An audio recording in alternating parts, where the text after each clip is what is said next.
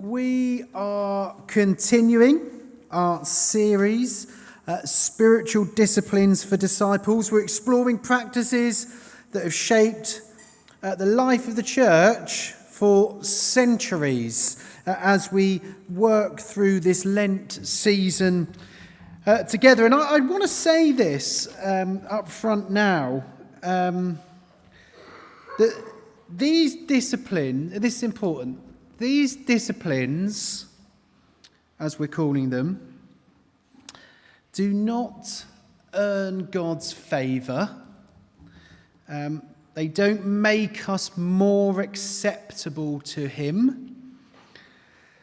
Our acceptance before God rests entirely on the finished work of Jesus on the cross. And so if you're in Him, if you've accepted Jesus into your life, if you're in Him, that's it. These spiritual disciplines don't add to that, okay? If we thought that, we'd be making them into what we call works. That we're having to do something to earn God's favour. We're having to do something to earn our salvation. And that's not what we believe. That's not the faith that's presented to us by Jesus or the rest of the scriptures. That's not our faith. And we're coming on this morning to fasting. I'll just give you that now. We're coming on to fasting. And there are other philosophies or religions out there that do make these types of things into a work, that we're doing them to earn God's favour. That's not why we're talking about them this morning, okay? I wanted to make that abundantly clear that as we go through these spiritual disciplines, that isn't what they are. But what they are is they are practices that help form our hearts. They train us to live in deeper dependence on God and to grow in Christ-likeness. Okay? And that's why in the evening service, our series at the moment through Lent is called Imitating Christ. Because that's what we hope to do, grow in Christ-likeness. And last week we thought about prayer, the privilege of speaking with our Father, if you remember that last Sunday morning. And this week we turn, as I say, to another discipline that many Christians today feel less familiar with, which is fasting. Maybe you've never really thought about this one. For many of us, fasting feels strange, might feel uncomfortable, might seem a bit odd.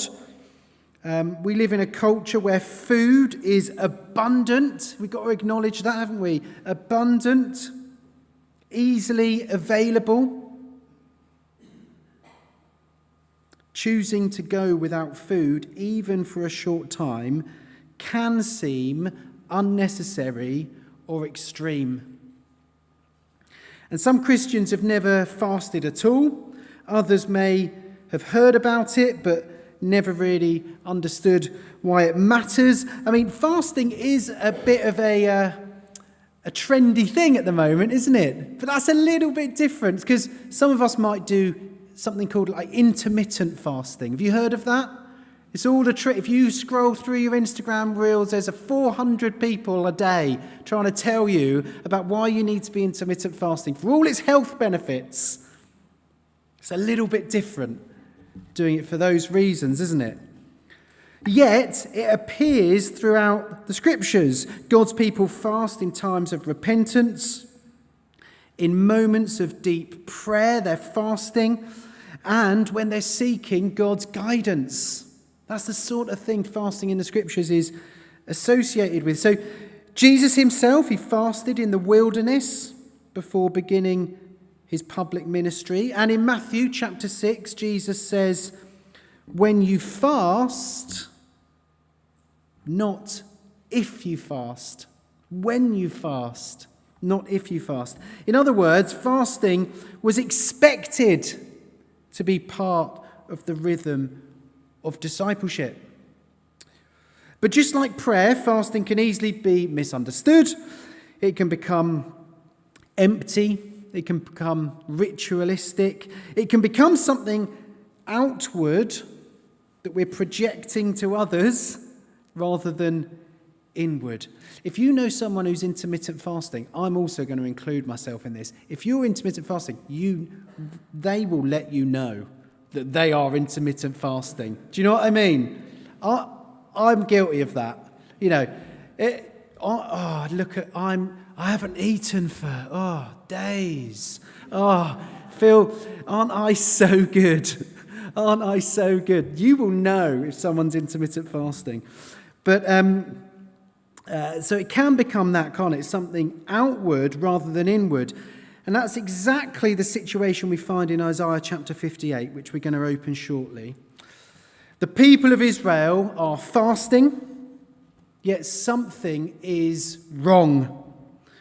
They're confused about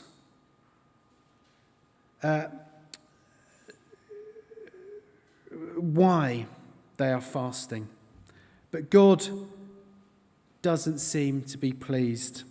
They're confused that as they fast, God doesn't seem to be pleased. Through the prophet Isaiah, God shows them the problem. Their fasting, it's become disconnected from their hearts. It's no longer what it should be, and for the way they live. And so we're going to read that now. So we're in Isaiah chapter 58, which is on page 746 of our church Bibles, if you've got them there. I think Vanessa is going to go and grab some. Is that what you were doing, Vanessa? Sorry, she was probably going to the toilet. I'm sorry I've drawn attention to that now, Vanessa, as well. She didn't. She wasn't going to the toilet. She was going to get Bibles for everyone. Okay, put your hand up if you need a Bible. So we're on page 746 of our church Bibles. Isaiah chapter 58, and we're going to read the first 12 verses.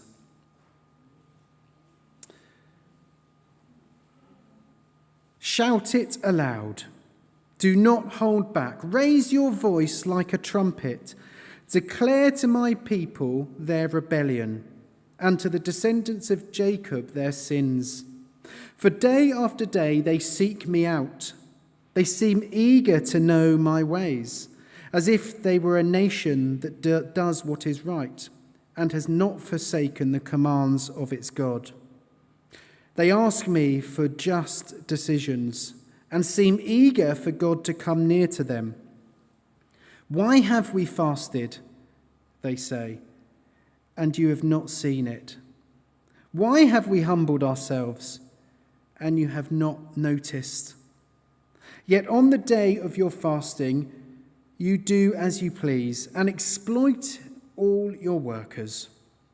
Your fasting ends in quarrelling and strife and in striking each other with wicked fists.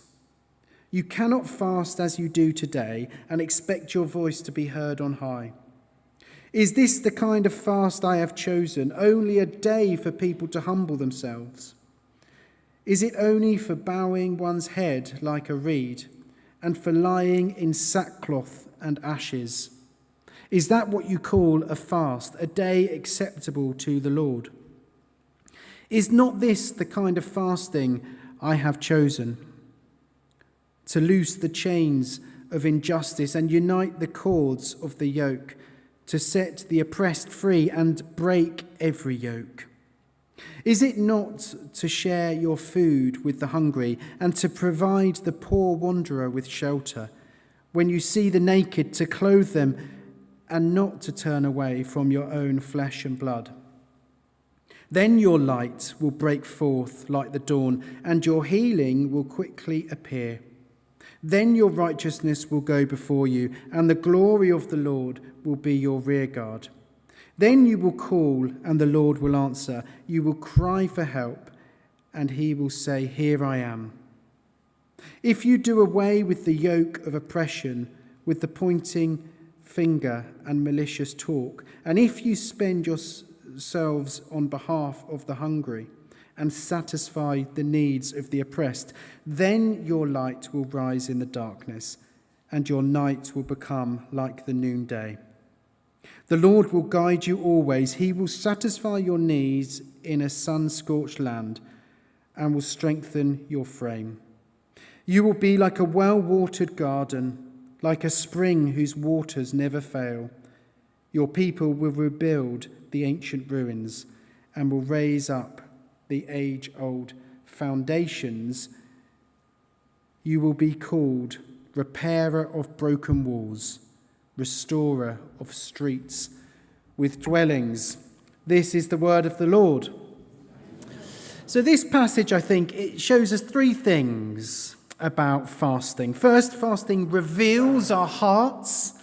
Secondly, fasting redirects our lives. And thirdly, fasting renews our dependence on God. And so firstly, the chapter, it begins with a strong command from God. Shout it aloud. Do not hold back. Raise your voice like a trumpet. Declare to my people their rebellion. Something is deeply wrong among God's people.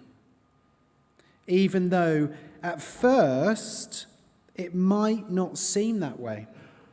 In verse 2, God describes them as people who appear eager to seek him. On the outside, it all looks great. We're eager to seek you. Isn't that what it's all about?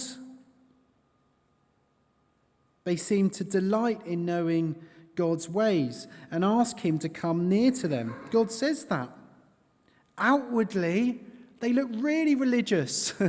They look really good. They look diligent, conscientious maybe. They look like they're doing the right things. Verse 3, we hear their complaint. Why have we fasted and you haven't seen it? Why have we fasted, God, and you haven't even seen it? Why have we humbled ourselves and you haven't even noticed? You have not noticed. That's what they're asking of God. In other words, they're saying, God, we've done the religious thing. We've done what we thought we were supposed to do. We've fasted and you're not responding. Why aren't you responding? Why? And God answers them plainly. He says, yet on the day of your fasting, you do as you please and exploit all your workers. That's God's response to that question. Their fasting is outward, you see. They're doing that right thing. They're ticking that box.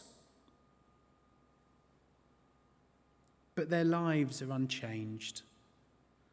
They're performing religious acts as a performance, in a sense, while continuing to live in ways that ignore God's ways. It's like a fig leaf, isn't it? A fig leaf is a good biblical image. A fig leaf of fasting can't cover over what's really going on inside us. God continues in verse 4, your fasting ends in quarrelling and strife. You see, their religious devotion hasn't produced humility or compassion. And humility's been a bit of a theme already running through both our series in the morning and evening during Lent. It hasn't produced humility. It hasn't produced compassion for others because they're still exploiting their workers. Instead, their daily lives, we're told, are marked by conflict and they're marked by injustice. And so God asks a searching question of them. He says, is this the kind of fast I have chosen? And clearly the answer is no. That's not the kind of fast that God has chosen. This passage, you see, it reminds us that spiritual practices can easily become empty if our hearts are not truly seeking God. It's possible to go through the motions of religion, of doing those right things, while remaining unchanged in our hearts. That's possible. Fasting has a way, we see here in Isaiah chapter 58, of exposing that. It strips away some of the comforts and distractions we rely on, and in doing so, it reveals what's really happening in our hearts. So that's the first thing. Fasting here reveals the condition of our hearts. Secondly, fasting, it redirects our lives towards God's priorities. So we're sort of moving on now to sort of verse 6 to 10, and after exposing the problem, after that's revealed, God describes the kind of fasting that he truly desires. So he said, what you guys are doing is not right, it's not good, it's not the way I want it to be, it's not the way it should be, but here is what it should be. Here's the kind of fasting I do like. And he says it here.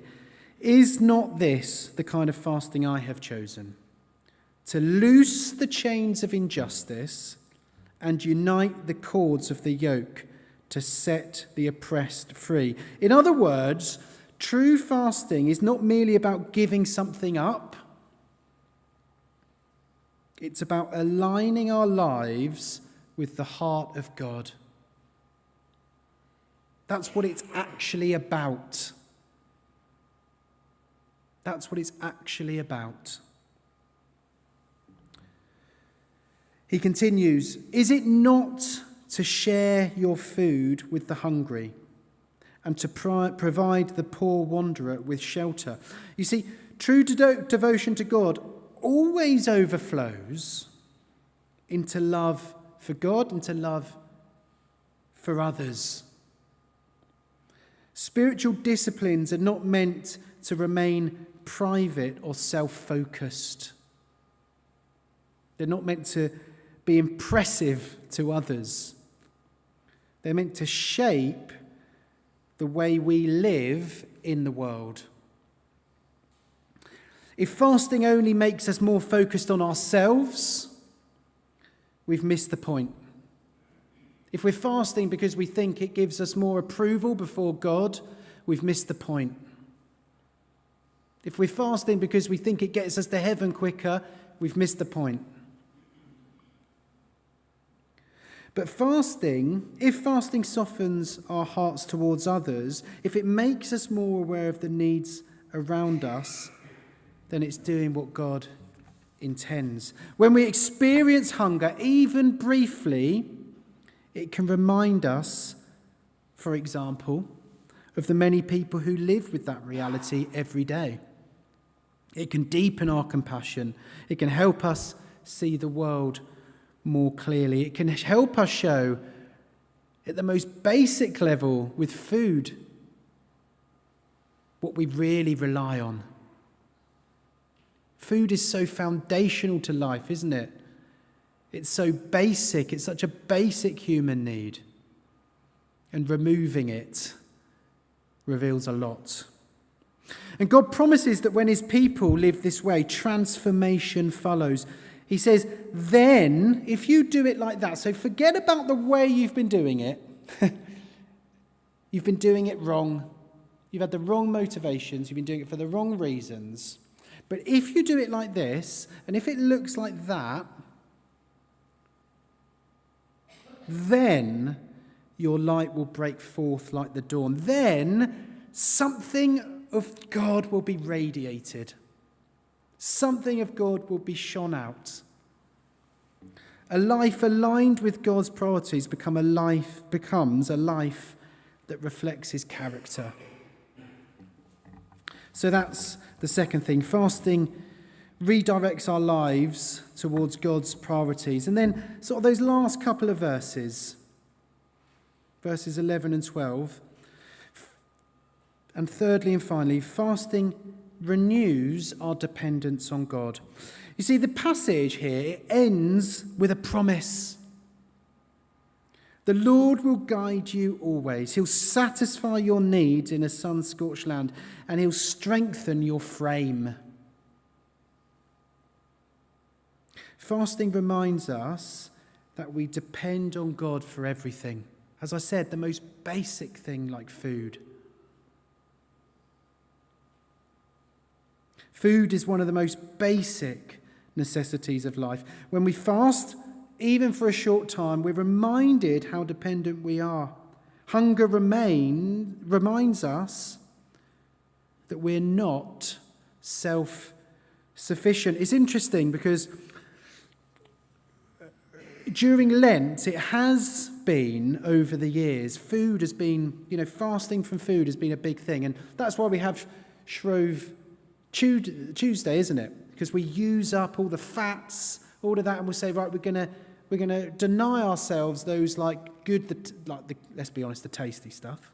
So we're going to deny ourselves all that for this 40-day period, and that will help us to realise what's actually important and that we rely on God, right? So we do that. But it is interesting, isn't it, how over the years sort of fasting during Lent has become a little bit more like, I don't really want to do the food thing. So what about if I don't watch Netflix for a month? Would that be okay? Well, it is okay. But it's just interesting, isn't it, how the food thing we actually don't really want to do. We don't really want to do it because it's so foundational. There's probably a reason the food thing, therefore, is quite a good one. And of course, there's all sorts of reasons why someone might not fast, medical reasons, etc. I'm not suggesting you should ignore those. But it is interesting, isn't it, how we've sort of tried to shift the goalposts on Lent. And sometimes it's like even, I'll take something up for Lent. So I won't do the food thing, but I will pray every morning. Is that all right? Well, do that anyway. But, we've moved the goalposts, haven't we? It just shows you how foundational the food thing actually is. It is something to think about. It is something to think about. The physical hunger can point us to a deeper spiritual truth. In the Gospels, Jesus says, "Man shall not live on bread alone, but on every word that comes from the mouth of God." Because fasting reminds us in that way that our deepest need is not simply physical provision, but life with God himself. Just as when we're cut off from food, we feel hunger pangs. It's painful, isn't it? It's not nice. It's unpleasant. It should feel the same when we're cut off from God. And it does, whether we know it or not. It does. And when we seek him sincerely, God promises to sustain us. Isaiah describes it beautifully there at the end. You will be like a well-watered garden. It's a nice image, isn't it? A well-watered garden. You're being sustained. You're being refreshed. You're being renewed. There's growth. There's life. A well-watered garden.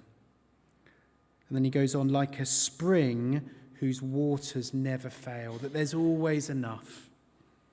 The spring doesn't dry up. The life of God pours forth in us and from us. Isn't that what we want? Isn't that what we want? A well-watered garden, a spring whose waters never fail. This is a picture, you see, of a life rooted in the Lord. A life nourished by him and sustained by his presence. So that's the third and final thing this morning. Fasting renews our dependence on God. So just to wrap this up really, fasting, it may not be a discipline we often practice. And if you're sitting here this morning being like, I'm the only one who's never fasted before in here, I guarantee you're nowhere near the only one. Who's actually fasted for as part of a spiritual discipline in a Christian context? Who has actually done that before? Okay. Okay, if you look around you, there's not actually that many hands up. So don't feel like you're alone in this, okay? Fasting may not be a discipline we often practice. But Isaiah here, chapter 58, shows us why it matters, why we should give it some consideration, why it's God-given in that way. Because fasting, it reveals our hearts, it redirects our lives, and it renews our dependence on God. And that's what we see here in this chapter today. And so ultimately, fasting, it reminds us that our deepest hunger is not for food, but for God. That's our deepest hunger. And it points us to Jesus. Jesus fasted in the wilderness as he prepared for his ministry. Later he said that there would be a time when his disciples would fast after he went up to heaven. I'm not going to ruin Easter again. We're going to get through all that, but